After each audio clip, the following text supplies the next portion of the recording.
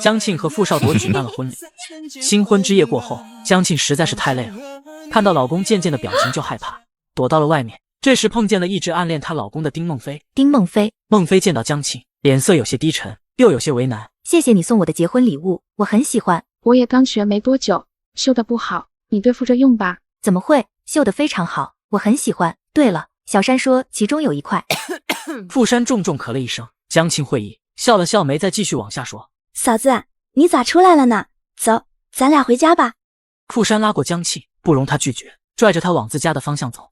小山，你咋这么着急？我还想问问丁梦飞吃药的事呢。说完，他回头朝丁梦飞的方向看了看。傅山看到丁梦飞进了家门，像是松了一口气似的，他放开了江庆。嫂子，你这人吧，要我怎么说，神经也太大条了。哎，怎么？梦飞姐可是喜欢了我哥那么多年，她看见你很好，真心祝福你和我哥。可这不代表她不会伤心难受呀。你没看她脸色多难看，要换成我可做不到她那么能忍。可是昨天我刚下车时，丁梦飞在人群里还冲着我笑。你昨天结婚大喜的日子，她不冲着你笑，还冲着你哭呀。要真那么做了，你家人还不得把她撕了。当然，梦飞姐可不是因为这个原因，她纯粹是在祝福你。也就是说，昨天她是强颜欢笑，是我误会了。差不多，不过嫂子你也别担心，别看梦飞姐人比较内向，看着挺柔弱，其实她心里可有主意了。她说放下，那就真的放下。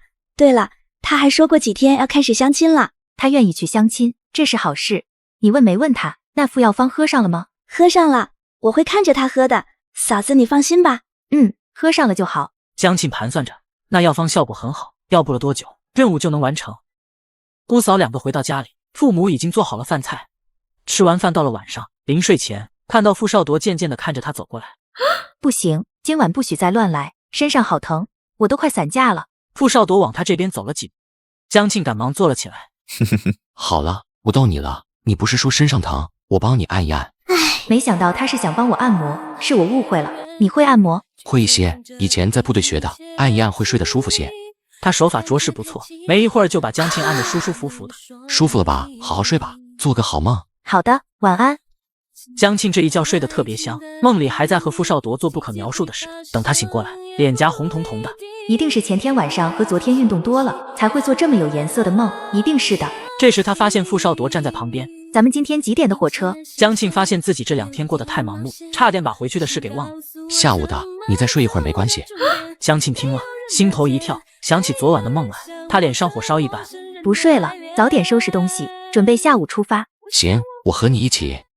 收拾完，江家人呼啦啦来了一大堆，除了江航、江源要上学，魏彤说请不下来假外，剩下的人全到齐了。江庆心里明白，魏彤大概不是请不下来假，而是不想来送他。火车上，江庆有点不舍。回来的半个月里，他逐渐接受了这一家子娘家人。等到他们到达县城火车站时，已经是3天后了。一出站台，江庆一眼就看到队里的拖拉机手小李正站在站台边等着他们。小李怎么来了？我买完票就给他发了个电报，让他来接咱们。原来如此，自家老公心还挺心细的，什么都提前想到了。坐上拖拉机，江庆心情一下子雀跃起来，很快就能回到他们两个的家了。拖拉机开进队里，一直给他们送到家门口。江庆进了院里，立刻朝鸡棚跑过去。半个月不见，他想他的3只鸡了。回家这段时间，家里的鸡拜托给何春平照顾，鸡棚里3只鸡都健健康康的，甚至毛色更亮了些，明显被照顾得很好。进了屋，江庆从行李袋里掏出一些京式特产，准备一会儿给何春平送过去。半个月不见，估计他肚子又带了不少，也不知道吴丹回没回来，等会儿去看看。江庆拎着特产去了隔壁何春平家。春平姐，你在家吗？这时何春平跑了出来，看到江庆回来，他高兴的不行。刚才听到门口拖拉机的动静，估摸着就是你回来了。给你们带了点特产。回来就回来，还拿这么多东西。也没啥，国府之类的孩子们喜欢吃，不值什么钱，跟我就别客气了。他盯着何春平的肚子看。姐，这么大的肚子是不是很累啊？累是肯定会累的，但是孩子一踢你，在里面动来动去，那种幸福感会让你觉得累点也没啥。看着何春平一脸幸福的模样，江庆相信他说的是真的，只是作为旁观者，江庆目前还体会不到他的心情。对了，吴丹也回来了，比你们早回来2天。那我一会儿去看看他。何春平忽的脸色有些奇怪。吴丹他们2口子回来，还带了吴丹的婆婆，说是要来照顾吴丹的。可我看着吴丹不大高兴，也不知道是不是和婆婆处不来，问她也不说。吴丹居然带着婆婆回来了，都说婆媳之间的关系是最难处的，她和婆婆同处一个屋檐下，得多难受。再说吴丹现在怀孕，也正是最难受的时候，两种难受叠加在一起，实在想象不出来吴丹会是啥样。春萍姐，我先过去看看吴丹，等有空再过来。行，你去看看他吧，有人和他说说话，他还能宽宽心。江庆和傅少铎办完婚礼后，终于回到了农场，开启两人浪漫的婚后生活。这时得知自己的好朋友被婆婆欺负，他担心朋友，就去家里看望他。谁呀？院子里很快传来一个老太太的声音，应该就是吴丹的婆婆。听脚步声，吴丹婆婆已经站在了门口，可是等了半天都没开门。谁呀？她怎么的？不问清楚我是谁，就不给开这个门了是吧？我是吴丹朋友，我找吴丹。这回院门终于打开了，门口站着一个老太太，死盯着江庆看。江庆朝她点点头，算是打过了招呼，准备往屋里走。然而吴丹婆婆却拦住了她。我带你进去，吴丹正养着胎，别惊到了他。老太太执意领着江庆进屋，江庆无奈，只得听她的。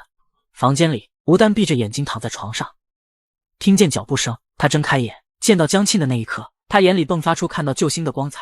庆姐，你回来了。说着，她就要起身，身旁吴丹的婆婆一个箭步冲上去，把吴丹给按了回去。快躺着，别乱动，小心动了胎气。妈，江庆是我的好朋友，让我们两个单独说会话吧。那也不能坐起来，躺着说。再说你们聊你们的，妈在旁边不碍事。吴丹婆婆语气很冲，听着有点不高兴了。吴丹不敢再多说什么，江庆在一旁看着都替她感到憋屈。这些是我从京市带来的，回头你尝尝。江庆把一兜子京市特产放在了桌子上，她婆婆直接走过去把兜子打开，看见里面一堆吃的，眼睛登时就亮了。这些宝民肯定都爱吃，给他留着。说着就要把兜子拎走，江庆实在看不下去了。这些吃的是我给吴丹带的，先给他留一部分出来。她一个孕妇怎么能随便乱吃东西？万一吃坏了怎么办？每天按时吃饭就行了，多余的不能吃。孕妇才需要补充营养，这些东西孕妇最该吃，都是有营养的。你可别教坏我家儿媳妇。吴丹婆婆狠狠瞪了江庆一眼，抱着一兜子吃的出去了。江庆望向吴丹，见吴丹一脸的无奈和愁苦。这是怎么回事？为啥你婆婆会跟来？吴丹眼眶红了，马上就要哭出来。是我婆婆自己要过来的，说是照顾我，等生了孩子帮着带孩子。其实我心里清楚，她是在大儿子家待不下去了，才非要跟着过来的，不然她好好南方不待，非要跑东北来做什么？她一说，你家罗宝民就同意了。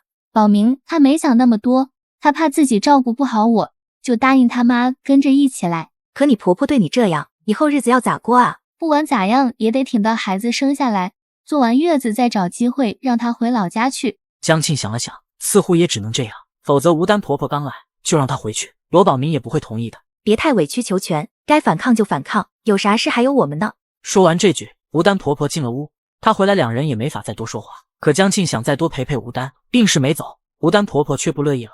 你快走吧，你在这里耽误吴丹休息，赶紧走。妈，我们两个就说一会儿话，没事的。吴丹帮江庆说了一句话，吴丹婆婆立马撂脸子，语气很不好的用方言说了一通。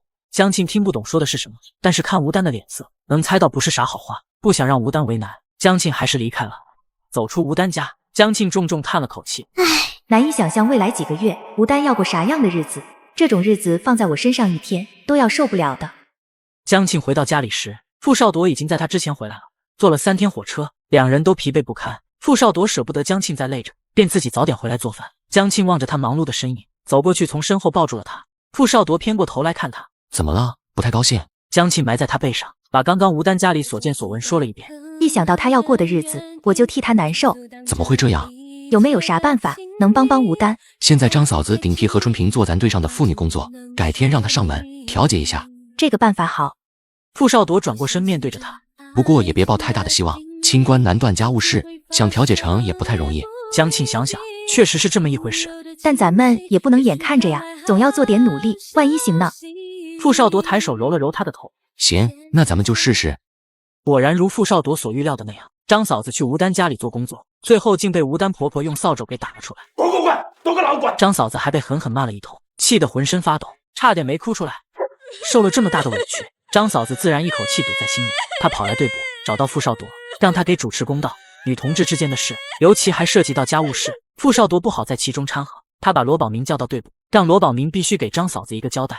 张嫂子顶替何春平成了队里的妇女干部，既然是干部，就要在群众中有威信。可她现在被你母亲用扫帚打出门，这事已经传遍了整个队。若是一个解决不好，以后张嫂子的工作不好继续开展，所以你必须得从中斡旋，不能让大家看张嫂子的笑话。我妈她没有坏心思，可能就是脾气急了点。张嫂子的事实在抱歉，我叫她去张嫂子家里道歉。你确定能说动你母亲去道歉？如果说不通你母亲，那你就自己去张嫂子家。总之，这件事必须好好解决。好，还有你媳妇的事也要好好解决。现在队里风言风语，说什么的都有，不能因为你家一件事影响到所有女同志的情绪。好的，队长，我知道了。